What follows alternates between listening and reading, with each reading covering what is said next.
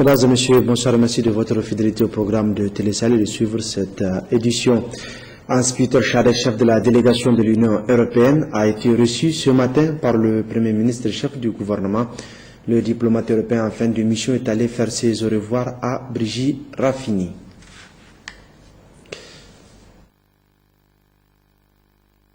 La valeur de la construction du nouveau hôpital général du Niger, la signature de convention pour la construction a eu lieu ce matin entre le ministre de la Santé publique et une délégation de la République populaire de Chine au Niger. Les détails avec Khadijatou Zahra et Sani Issouf. Cette cérémonie marque la signature de convention pour la construction d'un hôpital général au Niger d'un montant de 27 milliards de francs CFA par la République populaire de Chine. D'une capacité de 500 lits, le contrat de concession du projet de construction de cet hôpital a été signé le 1er août 2012 entre l'Institut d'études d'architecture du Wuhan et le ministère de la Santé publique. Cette signature de convention s'est déroulée en présence de la délégation de la République populaire de Chine qui s'est dit prête pour la construction de cet hôpital de référence au Niger. Nous sommes très contents et très honorés de faire ce projet de travaux pour construire un hôpital de 500 lits. Et aussi, c'est vraiment un grand projet pour la partie chinoise et la partie nigérienne. Donc, nous connaissons déjà les efforts, la contribution de la République populaire de Chine pour le développement de notre pays. C'est aujourd'hui l'occasion, au nom du président de la République, de les remercier et de dire aussi que la partie nigérienne, que le Niger, assumera, conformément au contrat, sa part de responsabilité dans la construction, dans la mise en œuvre de ces projets. La cérémonie officielle de lancement des travaux de construction de l'hôpital aura lieu le mardi 1er octobre 2013 derrière la gendarmerie nationale sur la route de Walam sous le haut patronage du président de la République chef de l'État, Issoufou Mahamadou. Et le ministre de la Santé publique a également effectué des visites inopinées à la maternité Isaka Gazobi, à la maternité et à l'hôpital Poudrière de Niamey. Objectif s'enquérir de conditions de travail des agents ainsi que l'état des matériels. Khadijatou Zahra et Sani Issouf. Assurer les prestations gynéco-obstétricales, néonatales et postnatales du niveau tertiaire et des activités de planification familiale, assurer la protection fœto-maternelle, assurer les références et contre-références, telles sont entre autres missions de la maternité Isaka Gazobi de Niamey qui a reçu la visite du ministre de la Santé publique ce matin. La maternité créée en 1929 dans le cadre de l'hospitalisation forcée à l'époque des femmes en grossesse jusqu'au 7e jour après l'accouchement. L'exiguïté des locaux, le retard dans le remboursement des gratuités, l'insuffisance cruciale de sang et de ses dérivés, l'insuffisance du personnel en quantité et en qualité ont été relevés comme problème majeur au ministre Mano Agali qu'accompagne une forte délégation. La maternité et l'hôpital Poudrière ont été également visités ce matin par le ministre en charge de la santé publique. Plus de 1270 césariennes sont enregistrées pour cette année 2013, soit 10 césariennes et 25 accouchements par jour. L'exiguïté des salles et l'insuffisance du personnel ont été également relevées au ministre de la santé publique. Chaque malade veut aller à la maternité centrale Isaka Gazobi, mais la capacité de cette maternité est limitée. Il faut qu'on le sache. J'appelle donc les agents, les formations sanitaires, à traiter à leur niveau tout ce qu'ils peuvent prendre en charge dans les meilleures conditions. De ne référer les cas que quand c'est vraiment hors de leur portée, ils ne peuvent pas apporter les soins nécessaires. J'appelle aussi les agents à continuer de travailler, à être assidus, à être à l'écoute. C'est leur métier, de continuer à aimer ce métier et de les pratiquer, même si les conditions des fois ne sont pas remplies. Le ministre de la Santé publique Mano Agali a tenu à remercier, féliciter et encourager ses infatigables agents de santé. La France a accordé à notre pays cet après-midi même une aide alimentaire estimée à 300 000 euros un peu plus de 190 millions de francs CFA entrant dans le cadre du dispositif national de prévention et de gestion des crises alimentaires. C'était lors d'un protocole d'accord signé entre la ministre déléguée au ministre des Affaires étrangères, de la coopération, de l'intégration africaine et des Nigériens à l'extérieur et l'ambassadeur de France au Niger, Gérard Abdelaziz Mahamadou Adamou. La France vient à nouveau en appui aux populations vulnérables au Niger. Ce vendredi après-midi, elle a accordé une aide alimentaire de 300 000 €, soit environ 197 millions de francs CFA. Par ce type d'appui, la France souhaite exprimer sa solidarité avec le Niger dans les moments difficiles. Mais plus concrètement, depuis 2005, notre souhait a toujours été d'apporter aux personnes vulnérables une aide répondant à leurs besoins. Outre ces objectifs, la France prête une attention croissante à la qualité de la réponse proposée, à son adaptation par rapport au contexte et surtout à son aptitude à s'intégrer dans une dynamique de développement local durable. Et c'est ici tout l'enjeu de la résilience et de l'initiative 3N que nous accompagnons.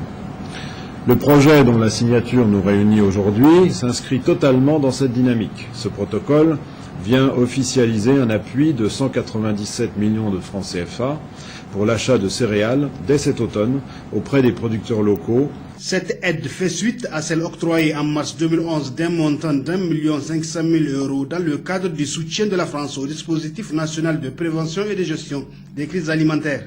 Je voudrais, après la signature de cet important accord, féliciter et remercier le gouvernement français pour son appui constant au gouvernement et au peuple nigérien dans l'effort de lutte contre l'insécurité alimentaire et la pauvreté. Je vais vous rassurer que cette aide sera utilisée conformément au plan de soutien à apparaître fin 2013 et en conformité avec les décisions du cadre restreint de concertation pour les opérations de distribution gratuite ciblée ou de vente à prix modéré ou de toute autre intervention du dispositif permettant aux personnes les plus vulnérables de bénéficier d'un soutien sous forme alimentaire. Cette nouvelle contribution porte à 1,9 milliard de francs CFA le montant engagé par la France dans le cadre de l'atténuation des crises au Niger cette année. Elle va permettre au pays qui a connu cette année encore des inondations ayant occasionné, entre autres, des pertes de culture, de mieux faire face à la situation. Et restons au ministère des Affaires étrangères pour annoncer que la ministre déléguée, Mme Sani Mariama Moussa, a décoré de la médaille du commandeur de l'ordre du mérite du Niger cet après-midi le représentant résident de l'Union européenne sortant, Hans-Peter Schadek. Nous y reviendrons demain. La ministre des Enseignements secondaires a quant à elle procédé ce matin au lancement de la deuxième et dernière opération d'acheminement des fournitures et manuels scolaires sur le territoire national. Le coup d'envoi de cette phase, qui concernera les régions de Maradi, Tillabéri, Tawa et Niamey, s'est déroulé en présence du ministre en charge des enseignements supérieurs et des partenaires sociaux de l'éducation à côté Ouagalassan, Maria Madakou.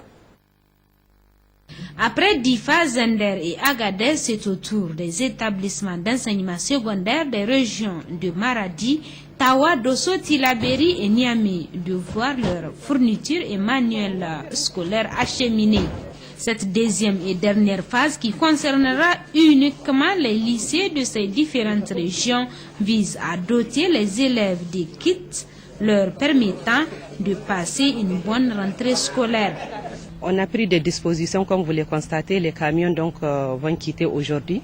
Et c'est pour ça justement qu'on avait bien voulu faire le premier envoi pour les régions reculées.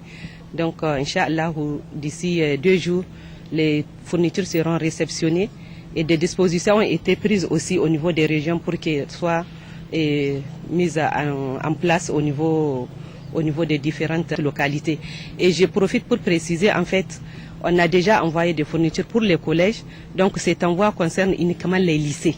C'est le lieu ici de remercier d'abord le président de la République, son Excellence M. Mohamed Issoufou, mais aussi le Premier ministre, son Excellence Brigitte Raffini, qui nous ont bien, en tout cas, aidés à être en possession de ces fournitures pour assurer une rentrée effective des enfants.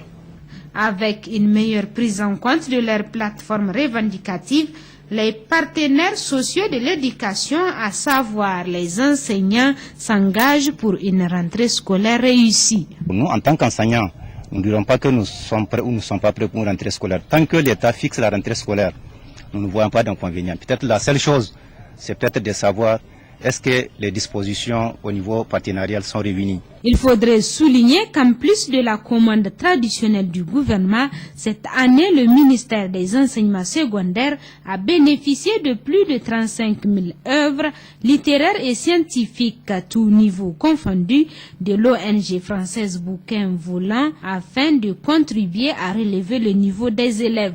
Une façon de dire que tout est fin prêt pour une rentrée scolaire réussie. Dans le même cadre, à Maradi, les préparatifs de la rentrée scolaire 2013-2014 sont très avancés. Les salles de classe construites dans le cadre du programme de renaissance du président de la République ont eu comme impact la fréquentation des établissements scolaires, rehaussant du coup le taux brut de scolarisation. Sahabi Oumarou, Sédoukou Abdou. Comme toutes les autres directions régionales de l'éducation, celle de Maradi comprend 16 inspections, plus de 2700 écoles primaires, dont 61 bilingues et une école normale des instituteurs, ainsi que des secteurs pédagogiques. Maradi compte plus de 10 000 enseignants, dont 7 677 enseignants contractuels. Le taux brut global de scolarisation est passé de 80,3% en 2011 à 82,70% en 2012, soit une progression de plus de 2%. Ce taux a été obtenu grâce à la construction des salles de classe dans toute la région dans le cadre du programme du président de la République. Notre région a bénéficié en 2011 de 203 classes sur fonds PPTE qui sont toutes réalisées et de 444 classes en 2012 qui pour la plupart sont en réalisé ou en voie de l'être. Et bien entendu, pour le programme 2013, nous avons déjà lancé la construction aussi de 400 classes. Sans compter les différentes classes qui sont construites par nos principaux partenaires. Je vais citer ici le PAC, l'UNICEF et bien d'autres. Donc tout ceci a fait que les conditions de travail des élèves et des enseignants se sont nettement améliorées. Et du coup, nous avons pu boucler l'année avec moins de soucis. La construction, l'équipement et le recrutement des enseignants ont beaucoup contribué à améliorer les conditions de travail des élèves et enseignants en rendant le temps de classe effectif et en les mettant à l'abri des intempéries, ce qui a eu un impact considérable sur la scolarisation des élèves dans la région. L'école de Bakwassa, créée en 2002, se trouve aujourd'hui avec 6 classes construites en matériel définitif.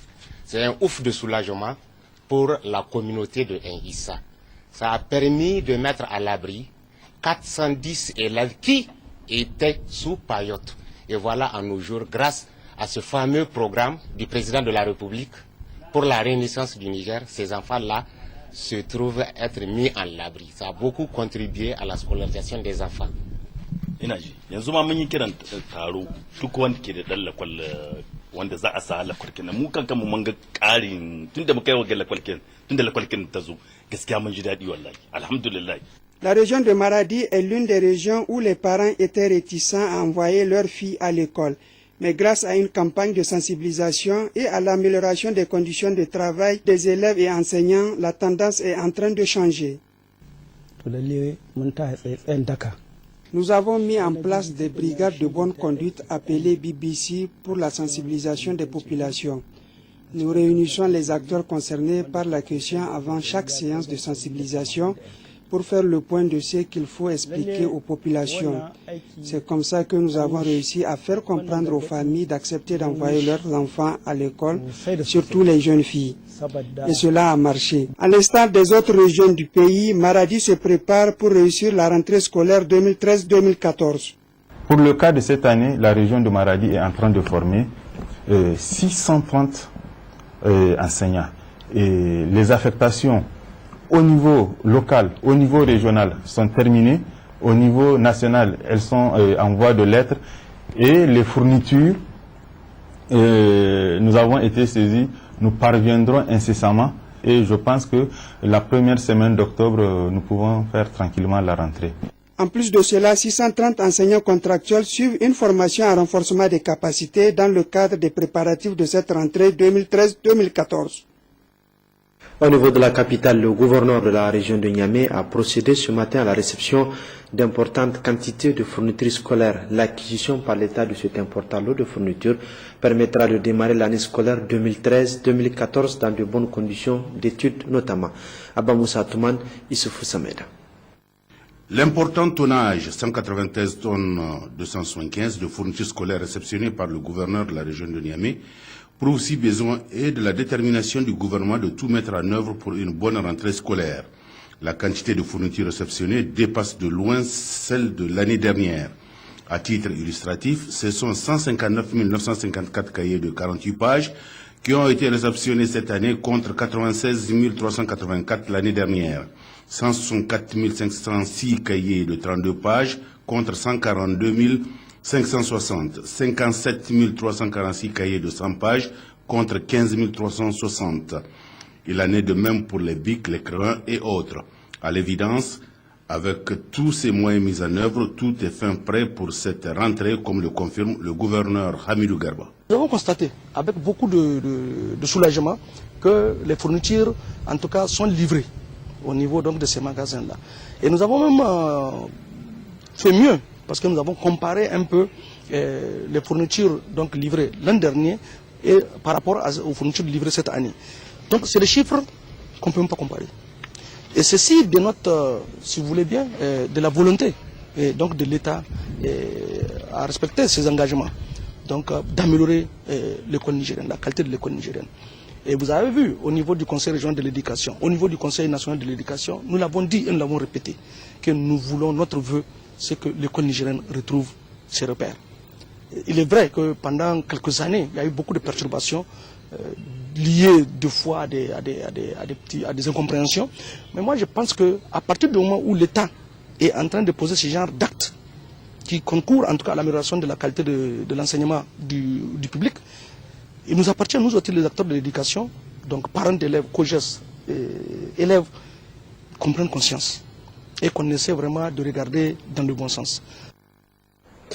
La ministre déléguée au développement industriel poursuit quant à elle ses visites entamées depuis une semaine dans les différentes unités industrielles. Ce matin, elle a visité 3 entreprises de la communauté urbaine de Niamey pour s'imprégner de leur fonctionnement et des conditions de travail des employés. Les détails avec Djouari Isaka et Séné Hamani. La société de distribution de gaz, Ganigaz, a été la première à être visitée. Elle commercialise le gaz butane par remplissage de bouteilles de 12 kg et 6 kg.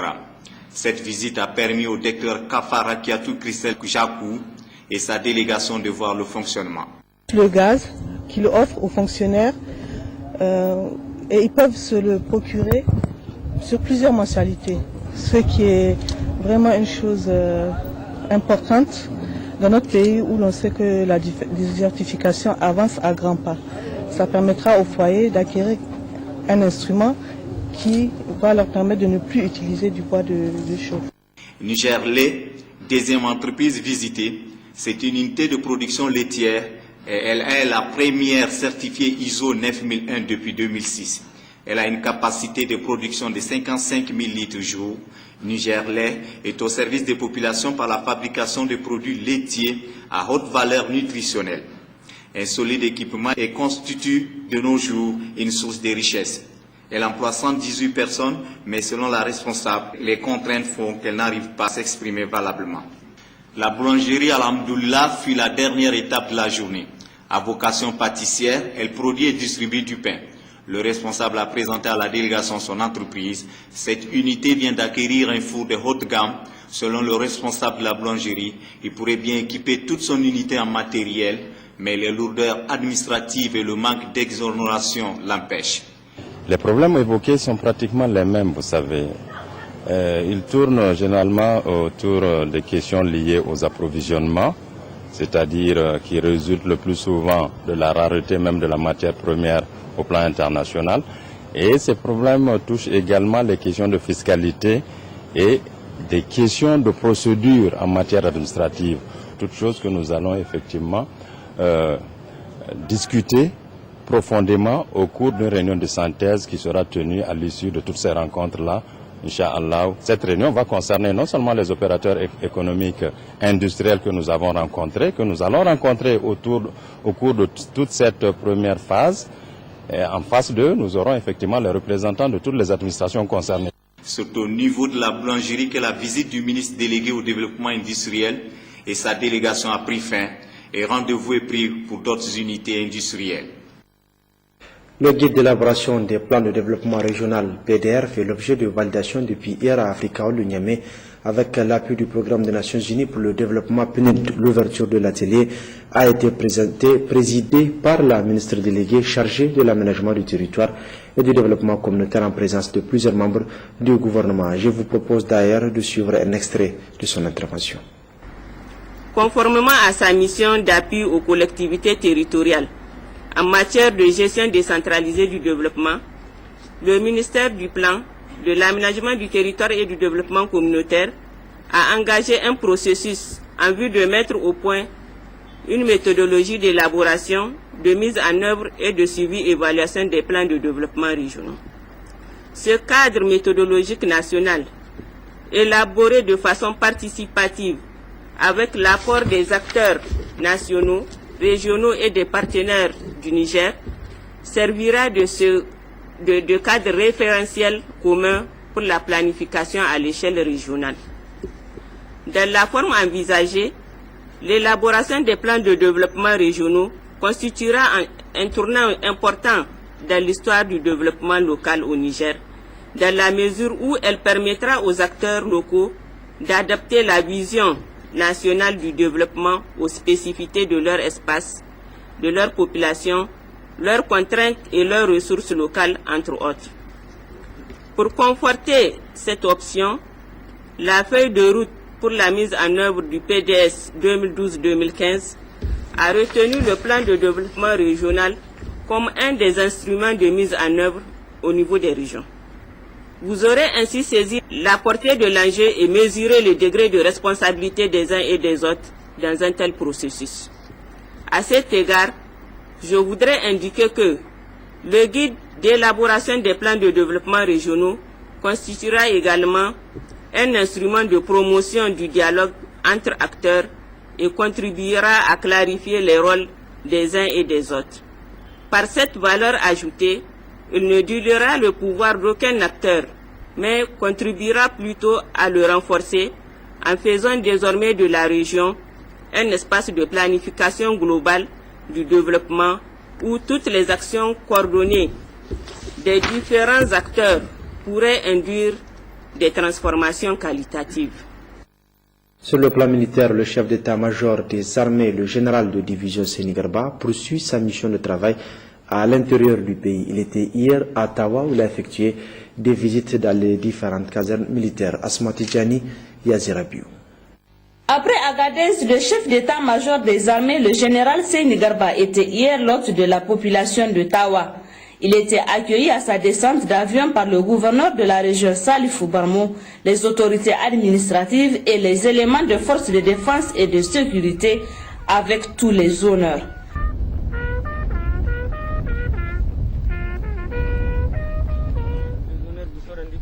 Section du 42e bataillon interarmes aux ordres du capitaine Zahama, commandant la 421e compagnie de commandement et de service. Mes devoirs, mon général. L'objectif de sa mission est de constater de visu l'état d'avancement des travaux de construction des infrastructures Flink-Lock. Mon déplacement ici à Tawa ce jour s'inscrit dans le cadre d'une visite des sentiers de construction d'un exercice dénommé Flint-Lock 2014. C'est un exercice multinational qui sera conjointement organisé par les forces armées nigériennes et un partenaire stratégique. Cet exercice verra la participation de plusieurs pays africains, européens et américains. Le cahier de charge des préparatifs de cet exercice prévoit que